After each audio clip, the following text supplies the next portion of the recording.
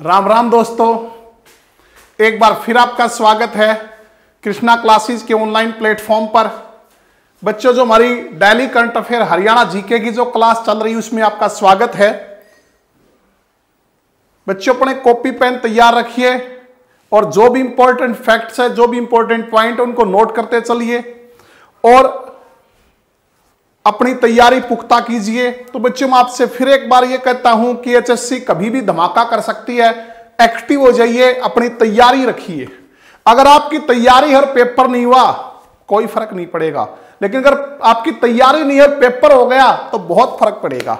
इसलिए लगातार जुटे रहिए, कोरोना से बच के रहिए, घर पे रहिए, सुरक्षित रहिए, भीड़ वाले इलाकों में जाने से बचिए, मास्क का प्रयोग कीजिए, क्योंकि जब तक वैक्सीन नहीं आ जाती तब तक मास्क ही वैक्सीन है। और अपनी पढ़ाई पर पूरा फोकस रखिए, ऑनलाइन प्लेटफॉर्म के माध्यम से अपनी पढ़ाई करते रहिए। ठीक है, तो बच्चों करते हैं आज की क्लास स्टार्ट।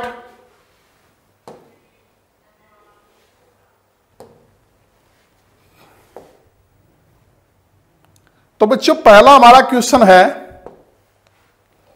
हरियाणा में 22 अगस्त को प्रदेश सरकार द्वारा अधिसूचित कितने अध्यादेश निष्क्रिय हो गए हैं? कहता प्रदेश सरकार द्वारा 22 अगस्त को अधिसूचित कितने अध्यादेश जो हैं वो निष्क्रिय हो गए हैं। तो बच्चों, ये थे 2 अध्यादेश जो 22 अगस्त को प्रदेश सरकार द्वारा अधिसूचित किए गए थे। तो उनमें से 2 जो अध्यादेश हैं बच्चों, वो 2 अध्यादेश क्या हो गए, निष्क्रिय हो गए हैं। ये कौन से अध्यादेश थे? एक तो फैक्ट्रीज हरियाणा संशोधन अध्यादेश, दूसरा इंडस्ट्रियल डिस्प्यूट हरियाणा संशोधन अध्यादेश। ये अध्यादेश जो बच्चों, ये दोनों निष्क्रिय हो गए हैं। क्यों हो गए हैं? क्योंकि 23 जुलाई को ये जो अध्यादेश हैं ये हमारे माननीय राज्यपाल सत्यदेव नारायण आर्य के द्वारा जो है वो प्रख्यात किए गए थे। उसके बाद अगर हम बात करें 1 अगस्त को, तो राष्ट्रपति को अनुमोदित किए गए थे। ये राष्ट्रपति श्री रामनाथ कोविंद के को जो है अनुमोदित किए गए थे अध्यादेश।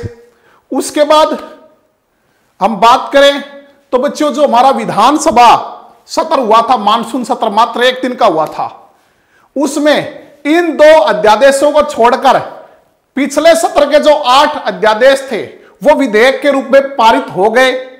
और ये जो 2 अध्यादेश थे ये जो सदन पटल पे जरूर रखे गए थे, सदन पटल पर पेश किए गए थे, लेकिन इन्हें विधेयक के रूप में पेश नहीं किया गया। तो बच्चों, दरअसल क्या होता है कि जब भी कोई अध्यादेश राज्यपाल द्वारा जारी किया जाता है और वो विधेयक ना बन पाए, विधेयक के रूप में जो है वो सदन में पारित ना हो, तो जो सदन की बैठक है उसके 6 सप्ताह बाद वो निष्क्रिय हो जाता है। तो ये जो विधेयक थे दोनों, ये हमारे विधानसभा स्तर में जो है वो पारित नहीं हो पाए। तो विधानसभा सत्र की जो बैठक हुई उसके 6 सप्ताह बाद जो है ये निष्क्रिय हो गए। तो देखिए बच्चों, इनसे रिलेटेड ये थे फैक्ट्रीज हरियाणा संशोधन अध्यादेश और दूसरा इंडस्ट्रियल डिस्प्यूट्स हरियाणा संशोधन अध्यादेश। ठीक है, ये दोनों अध्यादेशों द्वारा क्या था, प्रदेश में 1000 दिनों में नई स्थापित होने वाली फैक्ट्रियों और औद्योगिक इकाइयों को केंद्रीय कानून के दायरे से छूट देने का प्रावधान किया गया था। इन अध्यादेशों में जो 1000 दिनों में नई स्थापित होने वाली जो फैक्ट्रियां और औद्योगिक इकाइयां थी उनको केंद्रीय कानूनों के दायरे से छूट देने का प्रावधान था इन अध्यादेशों में। कोरोना के चलते आर्थिक मंदी और औद्योगिक स्थिरता को दूर करने के लिए राज्यपाल सत्यदेव नारायण आर्य, वर्तमान में हमारे राज्यपाल कौन है, सत्यदेव नारायण आर्य ने 23 जुलाई को यह अध्यादेश जारी किया, जिसे राष्ट्रपति रामनाथ कोविंद द्वारा 1 अगस्त को अनुमोदित किया। 3 सप्ताह बाद 22 अगस्त को दोनों अध्यादेशों को गजट में अधिसूचित किया गया। 26 अगस्त को जो विधानसभा का 1 दिन का मानसून सत्र था, अब की बार बच्चों मानसून सत्र सिर्फ 1 दिन का हुआ था कोरोना के चलते, इन अध्यादेशों को छोड़कर पिछले सत्र के बाद जारी से सभी 8 अध्यादेशों को विधेयक के रूप में पारित कर दिया गया। इन अध्यादेशों को भी सदन के पटल पर रखा गया। परंतु इन्हें विधेयक के रूप में पेश नहीं किया गया। पंजाब एवं हरियाणा हाईकोर्ट के एडवोकेट हेमंत कुमार ने बताया, अगर राज्यपाल द्वारा प्रख्यापित कोई अध्यादेश सदन में पारित नहीं हो पाता तो सदन की बैठक के 6 सप्ताह बाद वह लागू नहीं रहता, वह निष्क्रिय हो जाता है। तो इसलिए 22 अगस्त को जो 2 अध्यादेश बच्चों जो जारी किए गए थे वो जो है फिलहाल क्या हो गए हैं, निष्क्रिय हो गए हैं। तो अगला क्वेश्चन देखिए, मुख्यमंत्री के प्रधान सचिव की पावर को अतिरिक्त प्रधान सचिव और उप प्रधान सचिव या सीएम द्वारा अधिकृत किसी अन्य अधिकारी को हस्ताक्षर करने का हक देने के लिए कितने साल पुरानी व्यवस्था को बदला गया है? तो बच्चों सबसे पहले तो आप यह बताइए, मुख्यमंत्री जो हमारे मनोहर लाल जी हैं उसके प्रधान सचिव कौन है? मुख्यमंत्री श्री मनोहर लाल जी के वर्तमान में प्रधान सचिव कौन है? तो यह है राजेश खुल्लर। कौन है? राजेश खुल्लर। तो बच्चों आप सभी जानते हो, बड़ा अच्छा क्वेश्चन है करंट का, पिछली करंट की वीडियोज में हम पढ़ चुके हैं कि राजेश खुल्लर को किसका कार्यकारी निदेशक बनाया गया है? किसका कार्यकारी निदेशक जो है वो राजेश खुल्लर को जो बनाया गया है? तो वो विश्व बैंक जो है उसके कार्यकारी निदेशक जो हैं ये बनाए गए हैं वाशिंगटन डीसी में जो ऑफिस है वहां पे विश्व बैंक के जो है कार्यकारी निदेशक इनको बनाया गया है। तो ये 1 नवंबर से अपना चार्ज संभालेंगे। कब से संभालेंगे? 1 नवंबर से। तो उसके लिए ये इसी महीने जो है वाशिंगटन डीसी के लिए जो है रवाना हो जाएंगे। तो बच्चों उनके जाने से पहले ये प्रधान सचिव थे, तो इस प्रधान सचिव का पद जो खाली हो गया ये समझो। तो इनके जाने से जो अतिरिक्त प्रधान सचिव हैं और जो उप प्रधान सचिव हैं, ठीक है, उनको जो ज्यादा पावरफुल बना दिया, उनको जो पावर ज्यादा दे दी है। कैसी पावर दी है कि अगर कोई प्रोजेक्ट है या कोई भी दूसरा काम है तो वो जो प्रोजेक्ट है, कोई भी फाइल है बच्चों, उनको जो ये पारित कर सकेंगे उस प्रोजेक्ट को। इनको इतनी पावर दे दी गई है, इनके पारित करने के बाद उन पे मुख्यमंत्री के हस्ताक्षरों की भी जरूरत नहीं पड़ेगी। तो इनको पावरफुल जो पहले से बना दिया गया है। और यही इसमें पूछ रहा है कि मुख्यमंत्री के प्रधान सचिव की पावर को अतिरिक्त प्रधान सचिव और उप प्रधान सचिव या सीएम द्वारा अधिकृत किसी अन्य अधिकारी को हस्ताक्षर करने का हक दे दिया कि जिन फाइलों पे, जिन प्रोजेक्ट को जो है वो ये अतिरिक्त प्रधान सचिव और उप प्रधान सचिव जो है मंजूरी दे देंगे तो उन फाइलों पे, उन प्रोजेक्ट पे मुख्यमंत्री के हस्ताक्षर की जरूरत नहीं पड़ेगी। और इसके लिए कहता है कि कितने साल पुरानी व्यवस्था को बदला गया है, कितने साल पुरानी व्यवस्था बदली गई है? तो बच्चों 31 साल पुरानी जो व्यवस्था वो चेंज की गई है। मुख्यमंत्री मनोहर लाल ने अपने प्रधान सचिव राजेश खुल्लर, मुख्यमंत्री श्री मनोहर लाल जी ने अपने प्रधान सचिव राजेश खुल्लर की विदाई से पहले शक्तियों का बंटवारा करते हुए अतिरिक्त प्रधान सचिव और उप प्रधान सचिव को पावरफुल जो है वो कर दिया है। ये दोनों अधिकारी मुख्यमंत्री की तरफ से किसी भी फाइल को हस्ताक्षरित कर प्रोजेक्ट या किसी भी अन्य काम को सिरे चढ़ा सकेंगे। इनकी मंजूरी के बाद फाइलों पर मुख्यमंत्री के हस्ताक्षर की जरूरत नहीं होगी। तो मुख्यमंत्री के प्रधान सचिव की पावर को अतिरिक्त प्रधान सचिव और उप प्रधान सचिव या सीएम द्वारा अधिकृत किसी अन्य अधिकारी को हस्तांतरित करने के लिए 31 साल पुरानी अधिसूचना में बदलाव किया गया है। मुख्य सचिव विजय वर्धन, वर्तमान में हमारे मुख्य सचिव कौन है बच्चों? विजय वर्धन है। कौन से मुख्य सचिव? हरियाणा के 34वें। इनसे पहले कौन थे? 33वें केसनी आनंद अरोड़ा थी जो 30 सितंबर को जो रिटायर हो गई। द्वारा जारी आदेशों के मुताबिक यह दोनों अधिकारी किसी भी फाइल पर मुख्यमंत्री की ओर से अपनी राय दे सकते हैं। आदेश पर मुख्यमंत्री के हस्ताक्षर की जरूरत नहीं होगी। 1 नवंबर को, इनकी 1 नवंबर को विश्व बैंक के कार्यकारी निदेशक का पदभार संभालने जा रहे मुख्यमंत्री के प्रधान सचिव राजेश खुल्लर इसी महीने वाशिंगटन डीसी के लिए कूच करेंगे। उनकी जगह मुख्यमंत्री का प्रधान सचिव बनाने के लिए सीएमओ की कसौटी पर खड़ा उतरने वाले आईएएस अफसर की तलाश जारी है। जिस तरह पुरानी अधिसूचना में फेरबदल कर सीएम के अतिरिक्त प्रधान सचिव और उप प्रधान सचिव का अधिकार क्षेत्र बढ़ाया गया, उससे पूरी संभावना है कि सीएम के मौजूद अतिरिक्त प्रधान सचिव वी उमा शंकर की जिम्मेदारी बढ़ने वाली है। तो फिलहाल जो है सीएम के अतिरिक्त प्रधान सचिव कौन है? वी उमा शंकर। और मुख्यमंत्री की उप प्रधान सचिव कौन है? आसिमा ब्राड़। ये भी और पावरफुल जो है वो हो जाएंगी। तो बच्चों 31 साल पुरानी जो है व्यवस्था बदली गई है इनकी को पावर जो देने के लिए हस्ताक्षर की। तो अगला हमारा क्वेश्चन है बच्चों, हरियाणा के कितने जिलों में नगर निगम चुनाव करवाने की तैयारी चल रही है? तो बच्चों जानते हो हरियाणा में कुल 10 नगर निगम हैं। कितने हैं? 10। सबसे पुराना नगर निगम जो है वो फरीदाबाद है। सबसे बड़ा नगर निगम भी फरीदाबाद है बच्चों।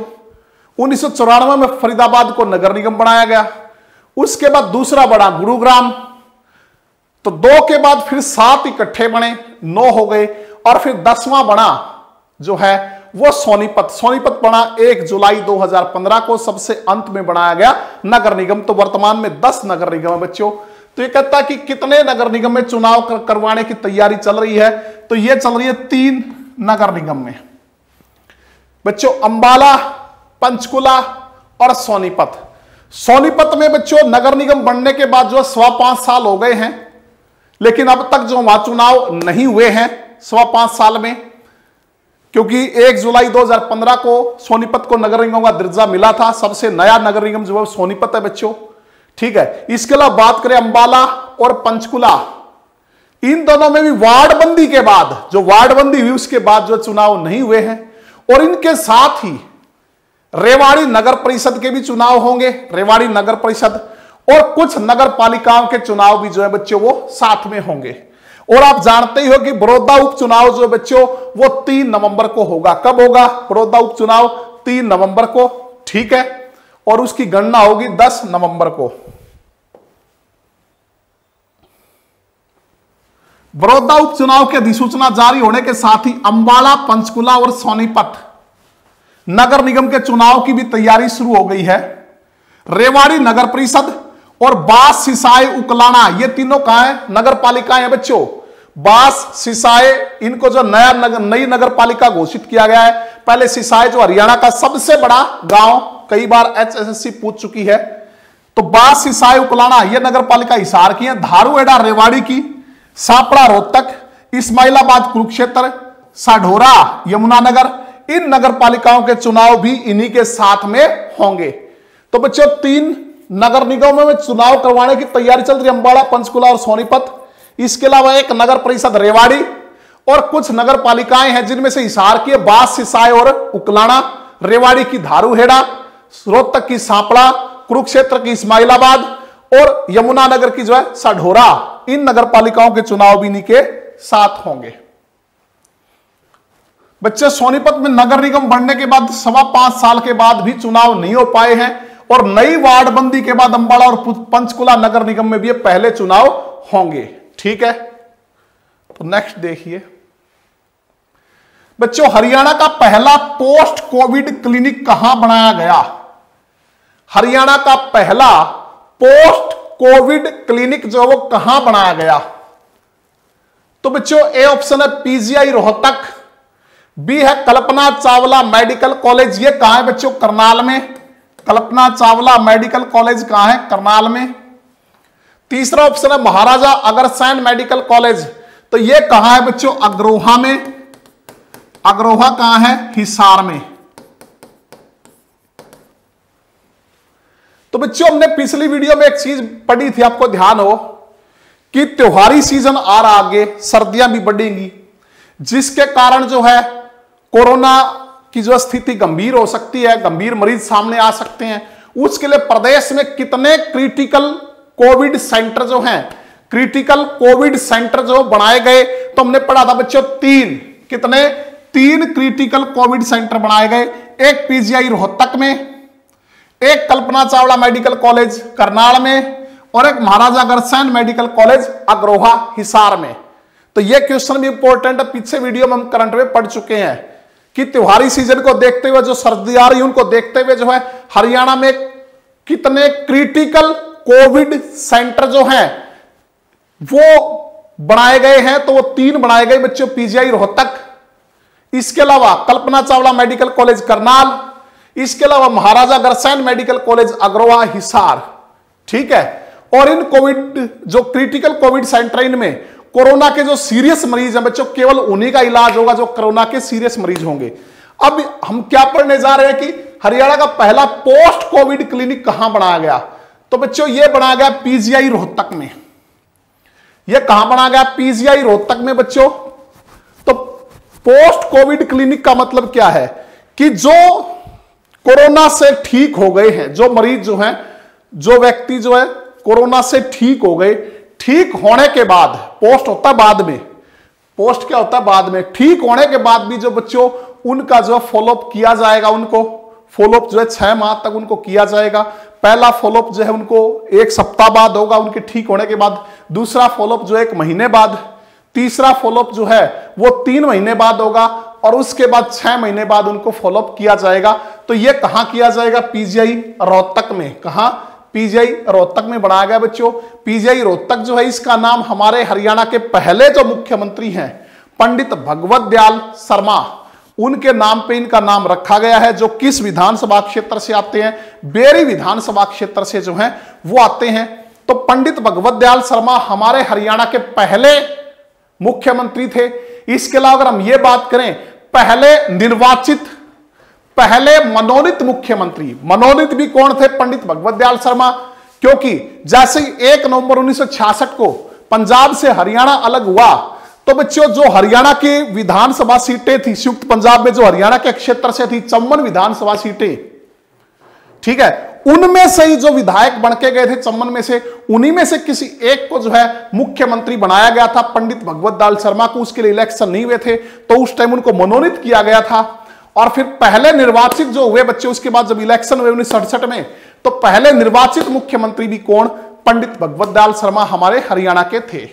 किस विधानसभा क्षेत्र से आते? बेरी से। बेरी कहां है बच्चों? झज्जर में। धनाढ्य लोगों की नगरी कहलाती है बेरी।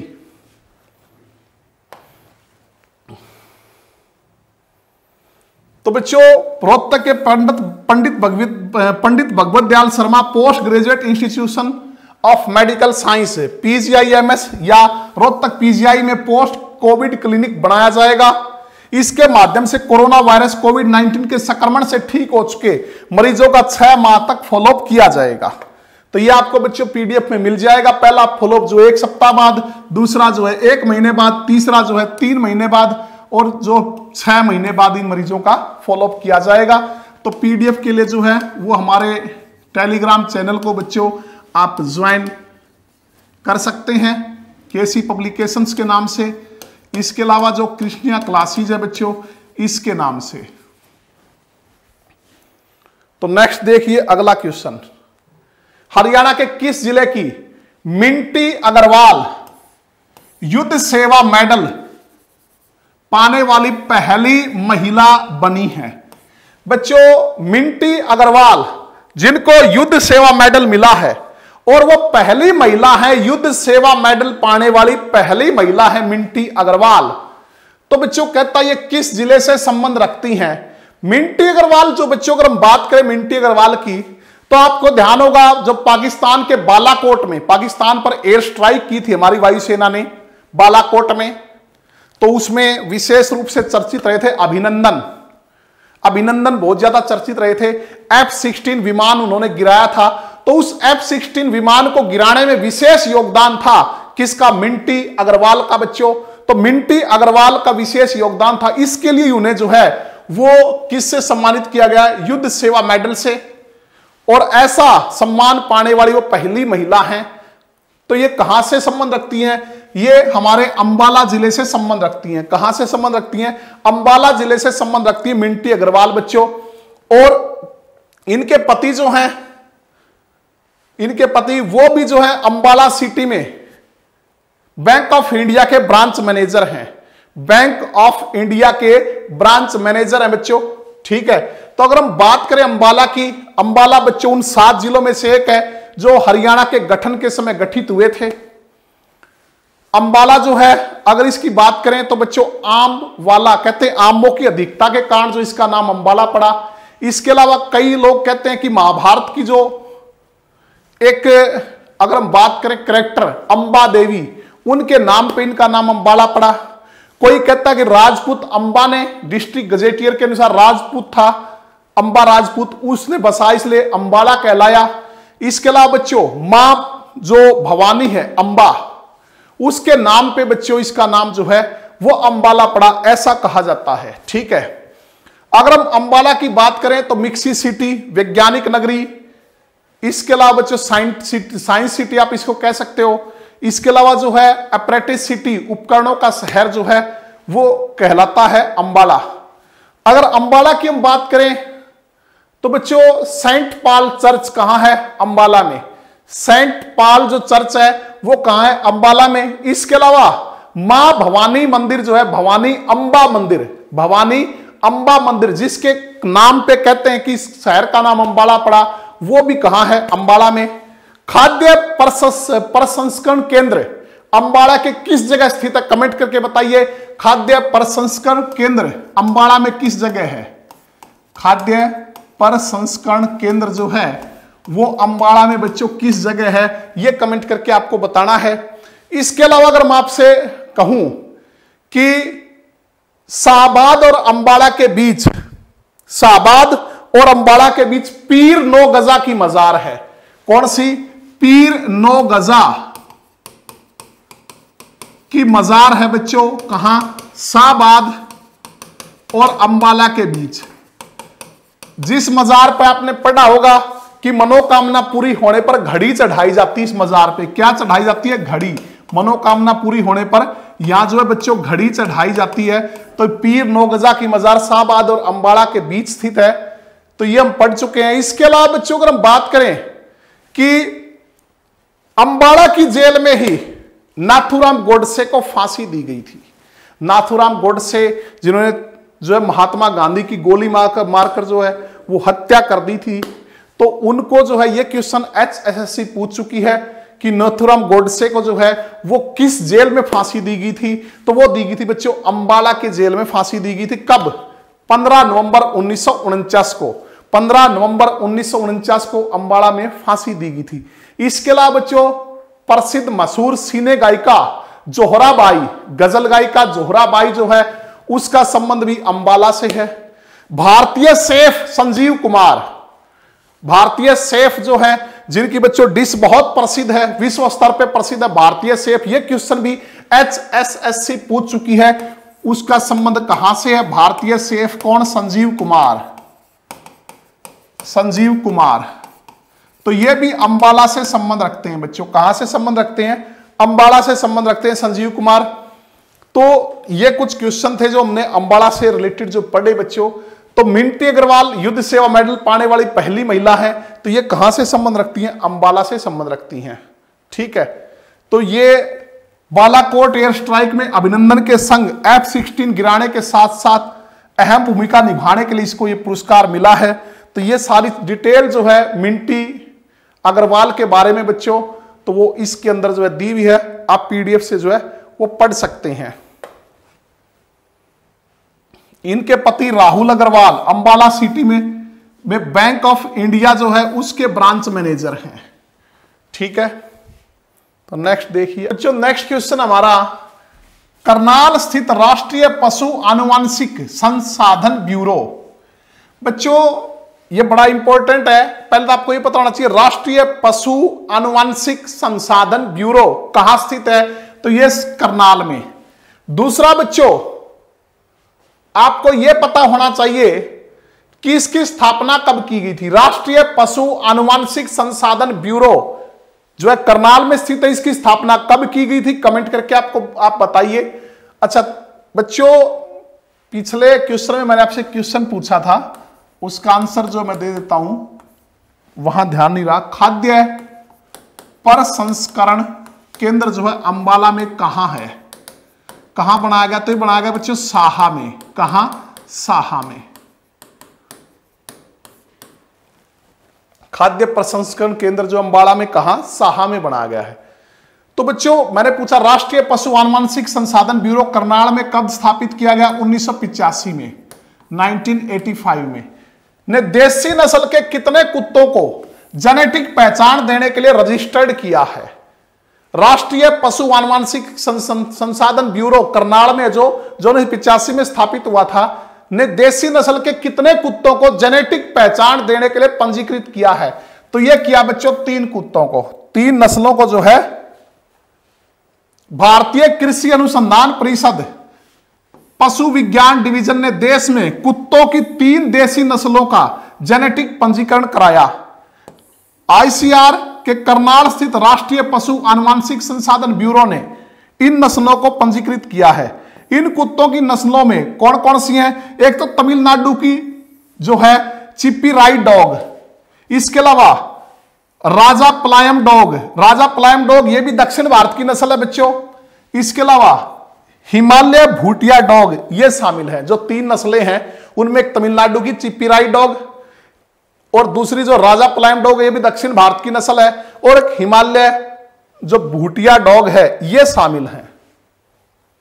तो बच्चों ये इनके बारे में दिया। चिप्पी राइड डॉग जो है इसका नाम मदुरई में चिप्पी राइड टाउन के नाम पर जो इस नस्ल का नाम पड़ा।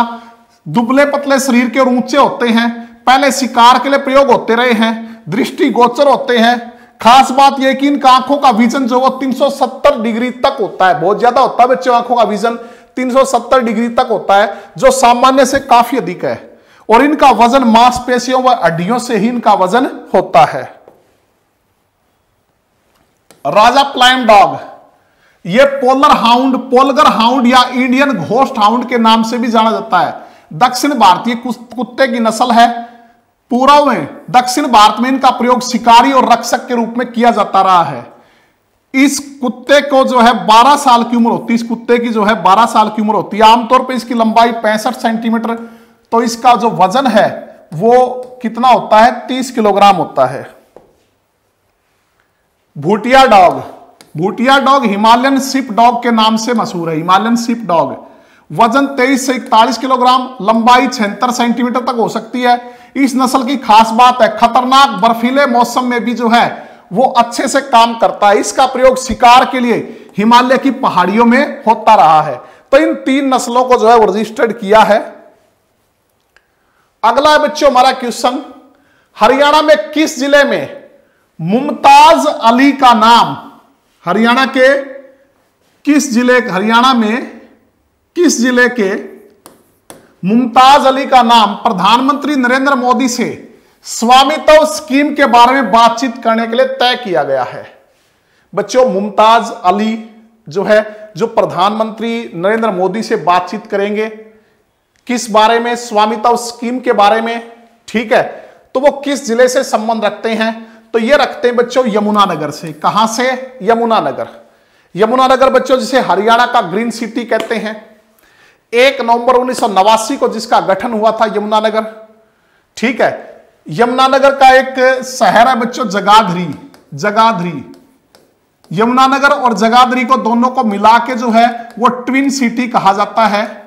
ट्विन सिटी, जुड़वा शहर। इसके अलावा जुड़वा शहर अंबाला सिटी और अंबाला कैंट जो उनको भी जुड़वा शहर कहा जाता है। तो बच्चों यमुनानगर के जगाधरी में क्या है बच्चों? एक तो ये जो है यहां जो ब्रास सिटी के रूप में भी जो है काफी ऊपर किया है जगाधरी। वैसे हमारे हरियाणा का ब्रास सिटी जो रेवाड़ी को भी कहते हैं बच्चों, ब्रास सिटी जो जगाधरी भी है। इसके अलावा रेलवे की जो है वो रेलवे वर्कशॉप, रेलवे कार्यशाला वो कहां है? जगाधरी में। रेलवे कार्यशाला जो बच्चों वो कहां है? जगाधरी में है रेलवे कार्यशाला। इसके अलावा अगर हम बात करें यमुनानगर की बच्चों, तो यमुनानगर जो है उसमें जो कलेसर राष्ट्रीय पार्क है, कलेसर राष्ट्रीय जो पार्क है बच्चों वो कहां है? यमुनानगर में है। कब इसे राष्ट्रीय पार्क का दर्जा मिला था? तो 2003 में इसको राष्ट्रीय पार्क का जो है वो दर्जा मिला था। इसके अलावा अगर हम बात करें चनेटी का स्तूप जो है वो कहां है? यमुनानगर में। इसके अलावा बच्चों अगर हम बात करें टोपरा अभिलेख, टोपरा अभिलेख यह भी कहां स्थित था बच्चों? यमुनानगर में। टोपरा अभिलेख जो है वो कई जगह आप बच्चों पढ़ते हो कि अंबाला में स्थित था। बच्चों अंबाला में इसलिए लिखा होता था क्योंकि यमुनानगर 1 नवंबर 1989 को बना, उससे पहले ये जो है किसका भाग था? ये अंबाला जिले का ही एक भाग होता था, इसलिए उस टाइम ये स्थान किस में आता था? अंबाला में, क्योंकि यमुनानगर तो डिस्ट्रिक्ट था नहीं। 1 नवंबर 1989 को जब यमुनानगर जो जिला बना तो उसके बाद ये स्थान कहां है? टोपरा जो है ये यमुनानगर में है। इसके अलावा बच्चों प्राचीन नाम अब्दुल्लापुर मंडी के नाम से जो है उसको जाना जाता था। किसको? यमुनानगर को। टिम्बर मार्केट के लिए प्रसिद्ध है, टिम्बर मार्केट जो यहां की प्रसिद्ध है। इसके अलावा अगर हम बात करें टिम्बर मार्केट के अलावा 1969 में 1969 में यहां जो है जो डिस्टिलरी की स्थापना की गई थी, 1969 में डिस्टिलरी की स्थापना। एशिया की सबसे बड़ी sugar mill Saraswati sugar mill, Asia की सबसे बड़ी sugar mill Saraswati sugar mill कहां है बच्चों? यमुनानगर में। इसके अलावा बच्चों इसको पेपर सिटी कहा जाता है, हरियाणा का जो है पेपर सिटी, कागज नगरी जो है, क्योंकि हमारे हरियाणा में कागज कहां बनता है? यमुनानगर में, तो इसको पेपर सिटी के नाम से, कागज नगरी के नाम से ही बच्चों जाना जाता है। अगर इसके अलावा अगर हम बात करें कि बिरबल का रंग महल, बिरबल का जो रंग महल है बच्चों वो कहां है? यमुनानगर के बुढ़िया में। यमुनानगर के जो एक स्थान है बुढ़िया, वहां पे बिरबल का जो है वो रंग महल है। इसके अलावा अगर हम बात करें बच्चों यमुनानगर के वन संतौर में, यमुनानगर के वन संतौर में हाथी पुनर्वास एवं अनुसंधान केंद्र, हाथी पुनर्वास एवं अनुसंधान केंद्र कहां है? तो वो है यमुनानगर के वन संतौर में। ठीक है बच्चों, तो इसके बारे में आप जानते हैं Yamunanagar paper city, green city कहलाता है। 1 नवंबर 1989 को इसका जो गठन हुआ था जिले के रूप में। सरस्वती शुगर मिल जो है बच्चों वो एशिया की सबसे बड़ी शुगर मिल कहां? यमुनानगर में। 1969 में यहां डिस्टिलरी की स्थापना की गई। इसके अलावा बच्चों अगर हम बात करें टिम्बर मार्केट के लिए प्रसिद्ध है, प्राचीन नाम अब्दुल्लापुर मंडी, तो इसका शहर है जगाधरी। यमुनानगर और जगाधरी को मिला के ट्विन सिटी कहते हैं, तो जगाधरी जो ब्रास सिटी के रूप में विकसित हुआ है। इसके अलावा रेलवे की जो वर्कशॉप है वो कहां है? वो जगाधरी में बच्चों, रेलवे की वर्कशॉप। और चनेटी का स्तूप यहां है। टोपरा अभिलेख जो है यहीं से प्राप्त हुआ था, यमुनानगर से। इसके अलावा अगर हम बात करें बुढ़िया में जो है रंग महल है बच्चों, किसका? बिरबल का रंग महल जो है वो बुढ़िया में है। ठीक है, और इसके वन संतौर में हाथी पुनर्वास एवं अनुसंधान केंद्र जो है। इसके अलावा कलेसर जो राष्ट्रीय पार्क है, जिसे 2003 में राष्ट्रीय पार्क का दर्जा मिला, और उसमें किस वन के दिखता, किस पेड़ों के दिखता है? साल के पेड़ों के दिखता है। ये क्वेश्चन भी जो है वो पूछ चुकी है HSSC। और कलेसर वन का नाम जो है किसके नाम पे पड़ा? भगवान शिव के नाम पे। ये ध्यान रखना बच्चों, कलेसर वन जो है उसमें भगवान शिव का मंदिर है, जिसके कारण उसका नाम जो है कलेसर वन पड़ा। कलेसर या कालेसर या कलेश्वर भगवान शिव को कहा जाता है। ठीक है, इसके अलावा हथिनी कुंड बैराज ताजे वाला जो हेड है वो भी कहां है बच्चों? वो हमारे यमुनानगर में है। जो यमुना नदी हरियाणा में कहां प्रवेश करती है? यमुनानगर में। यमुनानगर हरियाणा का ऐसा जिला है बच्चों जिसकी सीमा 3 राज्यों से लगती है। हरियाणा का ऐसा जिला जिसकी सीमा 3 राज्यों से लगती है। हिमाचल प्रदेश से लगती है, इसके अलावा उत्तराखंड से लगती है, और इसके अलावा उत्तर प्रदेश से लगती है। तो हरियाणा का वह राज्य जो 3 राज्य, वह हरियाणा का वह जिला जिसकी सीमा 3 राज्यों से लगती है, तो वो कौन सा है? यमुनानगर है। तो हम बात कर रहे थे किस जिले में? मुमताज अली का। ये मुमताज अली जो है बच्चों पेशे से मिस्त्री हैं, पेशे से मिस्त्री हैं। और अभी जो 15 दिन पहले इनकी प्लाट की रजिस्ट्री हुई थी, मतलब लाल डोरा मुक्त हो गया था। तो यमुनानगर के कितने गांव लाल डोरा मुक्त हुए हैं आपको पता होना चाहिए। 11 गांव लाल डोरा मुक्त हुए हैं। हरियाणा का पहला लाल डोरा मुक्त गांव कौन सा है बच्चों? कमेंट करके बताइए, पहला लाल डोरा मुक्त जो गांव है वो कौन सा है? 11 अक्टूबर को प्रधानमंत्री नरेंद्र मोदी स्वामित्व स्कीम को लेकर वीडियो कॉन्फ्रेंसिंग के माध्यम से बात करेंगे। इसके लिए यमुनानगर जिले के तुगलपुर निवासी, कहां से हैं? कौन सा गांव है? तुगलपुर। मुमताज अली का नाम जो प्लाट की रजिस्ट्री के आधार पर तय हुआ है। मुमताज अली जो मिस्त्री का काम करते हैं, किसका काम करते हैं? मिस्त्री का। यमुनानगर जिले के 11 गांव लाल डोरा मुक्त हैं। तो मैंने पूछा था पहला लाल डोरा मुक्त जो गांव है, पहला लाल डोरा मुक्त जो गांव है बच्चों, वो है सिरसी। कौन सा गांव है? सिरसी।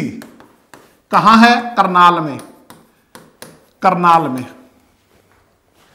इन गांव में रजिस्ट्री का काम भी हो गया है। तुगलपुर जो गांव है इन्हीं गांव में से एक है। इससे पहले बुढ़िया की अटल सेवा केंद्र संचालिका मिसबा से पीएम बात कर चुके हैं।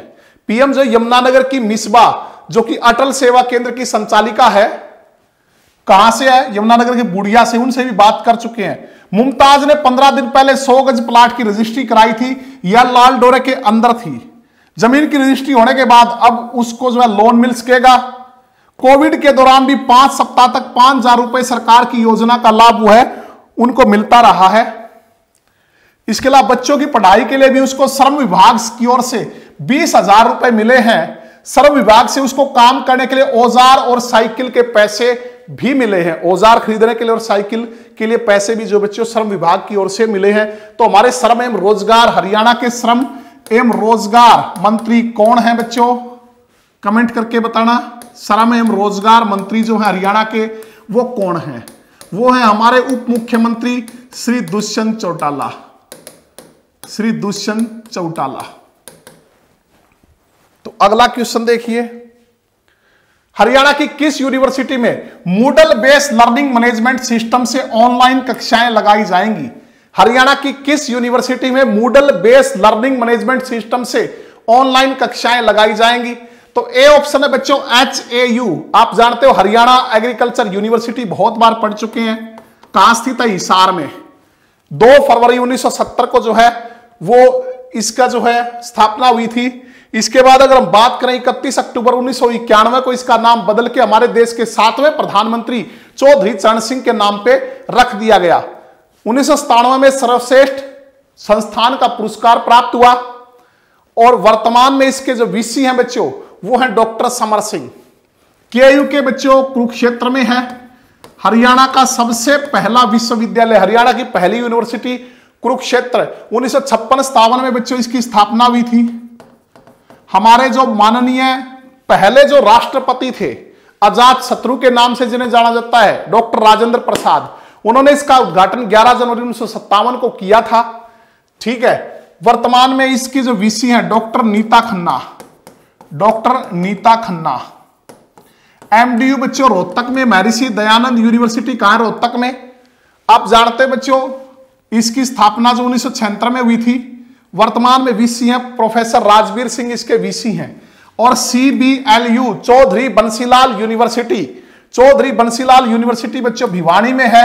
कब स्थापना हुई थी? 2014 में। हमारे हरियाणा के सबसे युवा मुख्यमंत्री, हमारे हरियाणा के जिनको लौह पुरुष कहते हैं, आधुनिक हरियाणा का निर्माता कहते हैं, हरियाणा का शिल्पकार, हरियाणा का वास्तुकार, हरियाणा के आर्किटेक्ट जो कहलाते हैं, कौन? चौधरी बंसीलाल।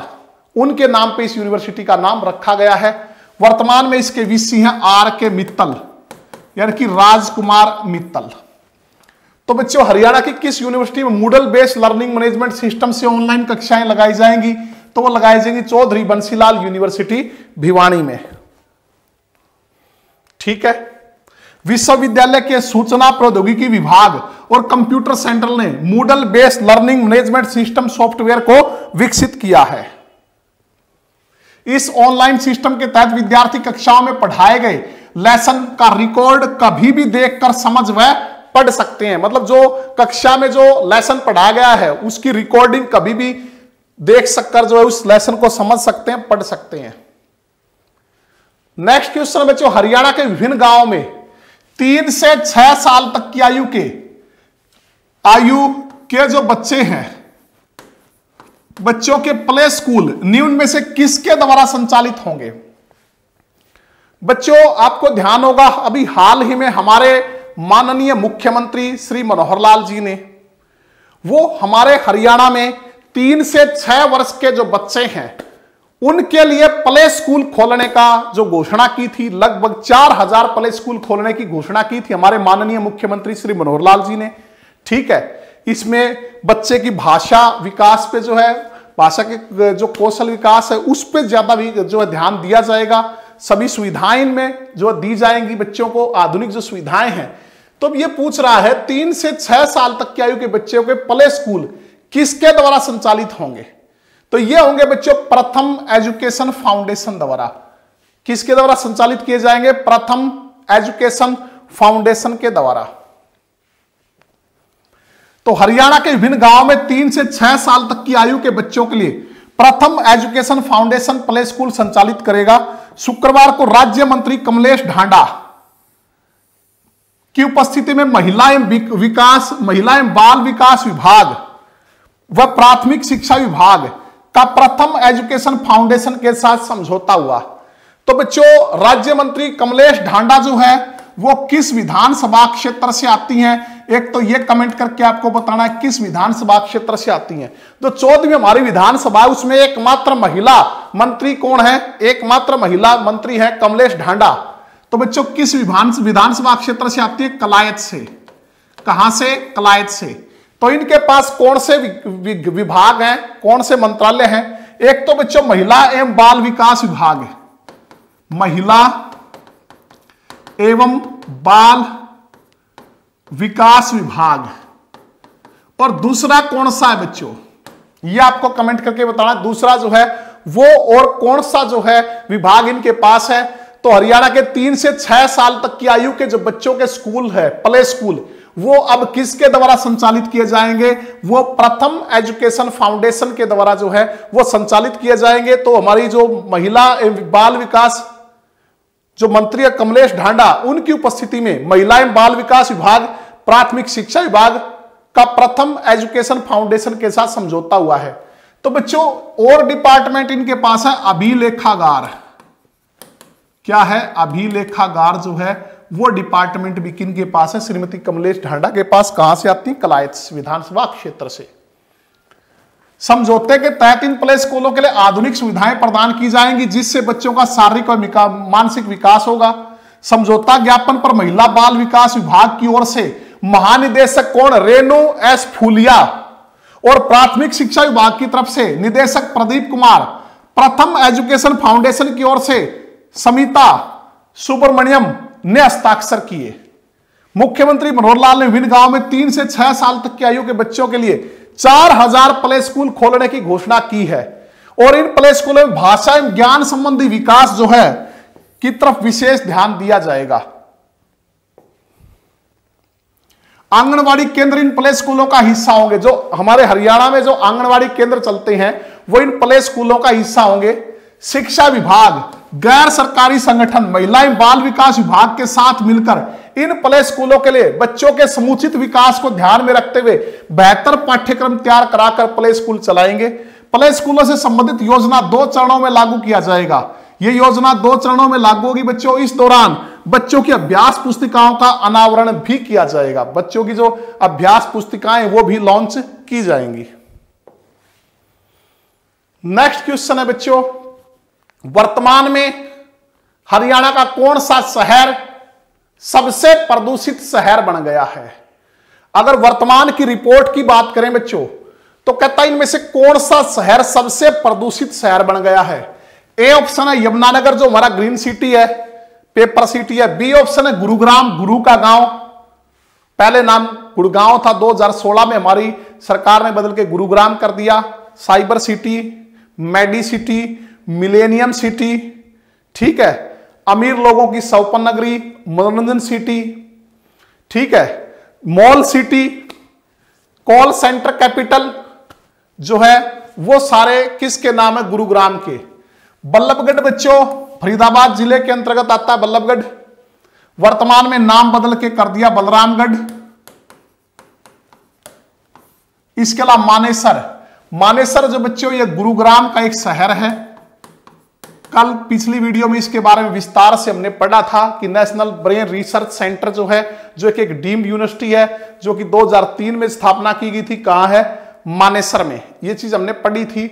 इसके अलावा ये पढ़ा था कि फ्लिपकार्ट जो है वो सबसे बड़ा सप्लाई सेंटर जो वो कहां स्थापित करने जा रही है, सबसे बड़ा सप्लाई सेंटर पिछली वीडियो में पढ़ा था, वो गुरुग्राम के मानेसर में फ्लिपकार्ट जो कंपनी है, जो ऑनलाइन कंपनी है, वो सबसे बड़ा सप्लाई सेंटर जो है वो मानेसर में स्थापित करने जा रही है। उसके लिए जो है 140 एकड़ जमीन जो है HSIIDC ने जो है उपलब्ध करवा दी है और इससे यहां से पूरे एशिया में जो सामान की सप्लाई होगी।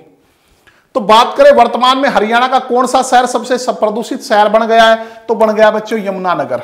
वर्तमान की रिपोर्ट की अगर हम बात करें, यमुनानगर की हवा प्रदेश में सबसे ज्यादा प्रदूषित हो चली है। कहता है कि वायु गुणवत्ता सूचकांक AQI 265 के खतरनाक स्तर पर पहुंच गया और कहता रात 8 बजे तो AQI 370 भी दर्ज किया गया। और मौसम विभाग के अनुसार 15 अक्टूबर के बाद हवा की रफ्तार थमते ही प्रदूषण और तेजी से बढ़ेगा। 15 अक्टूबर को हवा की रफ्तार थमते ही प्रदूषण और तेजी से बढ़ेगा। और बच्चों, प्रदूषण को रोकने के लिए ही दिल्ली NCR की अगर हम बात करें तो दिल्ली NCR में जो डीजल जनरेटर हैं, खास करके गुरुग्राम और फरीदाबाद में जो है वो डीजल जनरेटरों के उपयोग पर पूरी तरह रोक लगा दी गई है। 15 अक्टूबर से पूरी तरह जो डीजल जनरेटर हैं, बहुत ज्यादा इमरजेंसी होगी तो ही वो उपयोग किए जा सकेंगे, नहीं तो जो है वो उपयोग नहीं किए जा सकेंगे। उन पर पूरी तरह प्रतिबंध लगा दिया गया है। राष्ट्रीय राजधानी क्षेत्र में प्रदूषण की समस्या को कम करने के उद्देश्य से सरकार द्वारा गुरुग्राम और फरीदाबाद जिलों में कंट्रोल रूम स्थापित किए जाएंगे जो 24 घंटे कार्यरत रहेंगे। यह निर्देश मुख्य सचिव जो वर्तमान में हमारे विजयवर्धन ने हरियाणा प्रदूषण कंट्रोल बोर्ड की बैठक की अध्यक्षता करते हुए दिए। डीजल जनरेटर सेट का आवश्यक या आपातकालीन सेवाओं को छोड़कर उपयोग पर प्रतिबंध रहेगा। इन जिलों की हवा हुई खराब, तो बच्चों ये शहर हैं, ये जो इनके AQI हैं, सबसे ज्यादा यमुनानगर की खराब है, 265 AQI है। बल्लभगढ़ के 260 है बच्चों। गुरुग्राम का AQI 250 है। मानेसर की बात करें तो 224 है। और जो हरियाणा का 22वां जिला है, जो नवनिर्मित जिला है, सबसे नया जो जिला बना है चरखी दादरी, उसकी भी हवा खराब है बच्चों। 239 जो है उसका AQI कितना है, 239 है। 1 दिसंबर 2016 को जो कि हरियाणा का 22वां जिला बना है चरखी दादरी। तो बच्चों ये थी हमारी आज की क्लास, उम्मीद करता हूं आपको पसंद आई होगी। तो बच्चों इसी तरह हर रोज डेली करंट अफेयर के क्वेश्चन लेके हम आपके सामने जो है वो आते रहेंगे। आप इसको ज्यादा ज्यादा लाइक कीजिए, शेयर कीजिए, कमेंट कीजिए और अपनी पढ़ाई जो बच्चों जारी रखिए। बार बार इंपॉर्टेंट पॉइंट्स को जो पढ़ते रहिए। मैं फिर कह रहा हूं HSC कभी भी धमाका कर सकती है, तो आपको जो है बिल्कुल भी ढीला नहीं पड़ना है। अपनी तैयारी जो है वो पुख्ता रखती है, बहुत मजबूत रखनी है हमारी तैयारी, ताकि जैसे ही कोई एग्जाम हो तो हमारा सिलेक्शन 100% हो। तो बच्चों पढ़ते रहिए, मिलते हैं नेक्स्ट क्लास में। तब तक आप अपना रिवीजन करते रहिए, अपनी पढ़ाई पे पूरा फोकस रखिए। धन्यवाद।